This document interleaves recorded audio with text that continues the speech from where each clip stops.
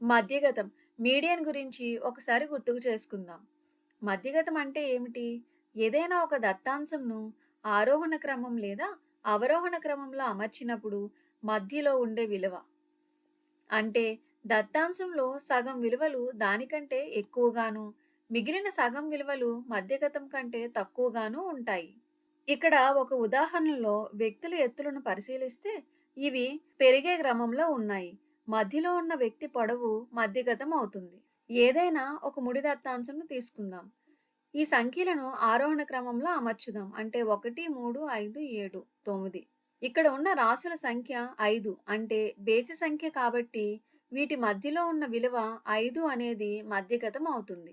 మరొక ముడి దత్తాంశం తీసుకుందాం. ఈ సంఖ్యలను కూడా ఆరోహణ క్రమంలో అమర్చుదాం. అంటే 1, 3, 5, 6గా వచ్చాయి. ఇక్కడ ఉన్న రాసుల సంఖ్య 4 అంటే సరి సంఖ్య కాబట్టి మధ్యగతము మధ్యలో ఉండే రెండు విలువల యొక్క సగటు అవుతుంది. అంటే 3+5/2 4 అనేది మధ్యగతం. ఇప్పుడు ఏదైనా పౌనపున్య విభాజనమునకు మధ్యగతం ఎలా కనుగొనాలో నేర్చుకుందాం.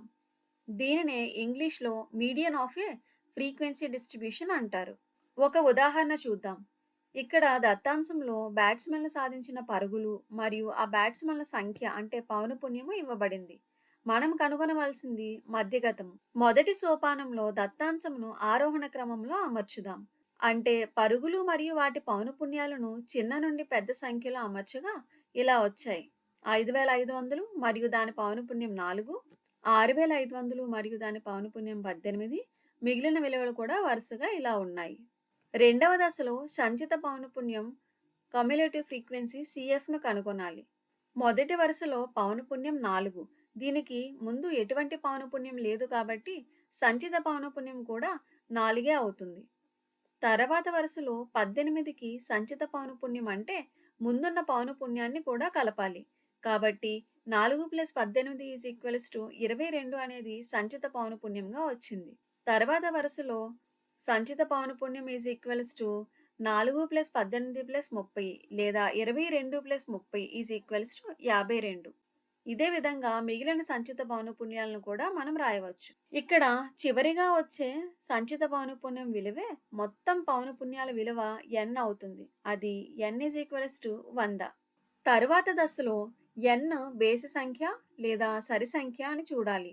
ఒకవేళ n అనేది బేసి సంఖ్య అయితే మనకి n+1/2వ రాశి విలువ మధ్యగతం అవుతుంది.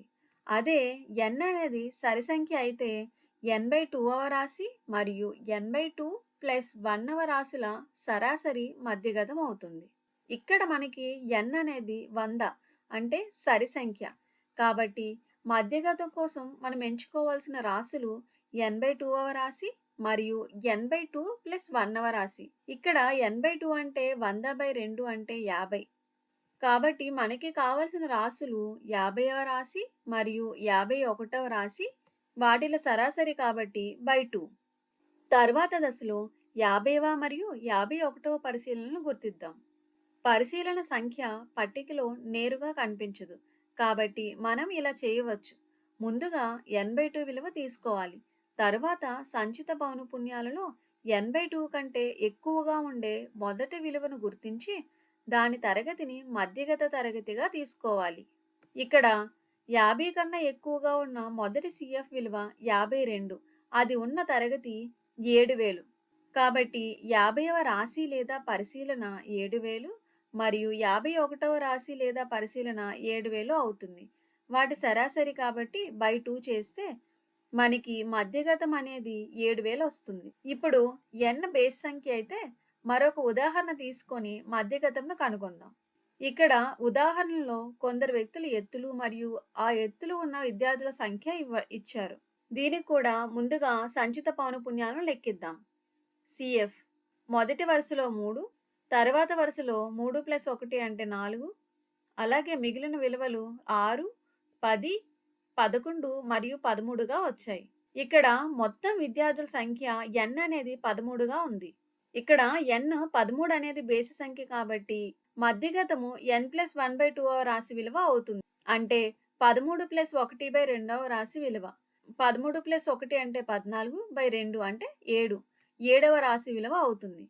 ఇప్పుడు పట్టికలో సీఎఫ్ విలువలలో 7 కంటే ఎక్కువగా వచ్చే మొదటి సంచిత పౌనఃపున్యం ఏ తరగతిలో ఉందో చూద్దాం. 3, 4, 6, 10. ఇక్కడ 6 అంటే 7 కన్నా చిన్నది. 7 తర్వాత వచ్చే పెద్ద సంఖ్య 10. కాబట్టి ఈ 10 ఉన్న తరగతి మధ్యగత తరగతి అవుతుంది. ఈ మధ్యగత తరగతి యొక్క విలువే మనకి మధ్యగతం. అంటే మధ్యగతము 149 సెంటీమీటర్లు వచ్చింది. మనం ఏం నేర్చుకున్నాం?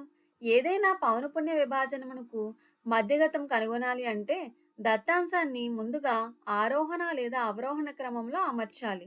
తరువాత సంచిత పౌనఃపున్యం CFలను కనుగొనాలి. మొత్తం పరిశీలన సంఖ్య n సరి సంఖ్య లేదా బేసి సంఖ్య అని నిర్ణయించాలి. n అనేది సరి సంఖ్య అయితే n/2ని మించే మొదటి సంచిత పౌనఃపున్యం ఉన్న తరగతిని మధ్యగత తరగతిగా తీసుకోవాలి. అప్పుడు మధ్యగతము n/2 మరియు n/2+1వ రాశుల సరాసరి అవుతుంది. అదే n బేసి సంఖ్య అయితే n+1/2వ రాశిని మించే మొదటి సంచిత పౌనఃపున్యం ఉన్న తరగతినే మధ్యగత తరగతిగా తీసుకోవాలి. ఆ మధ్యగత తరగతి విలువే మధ్యగతం అవుతుంది.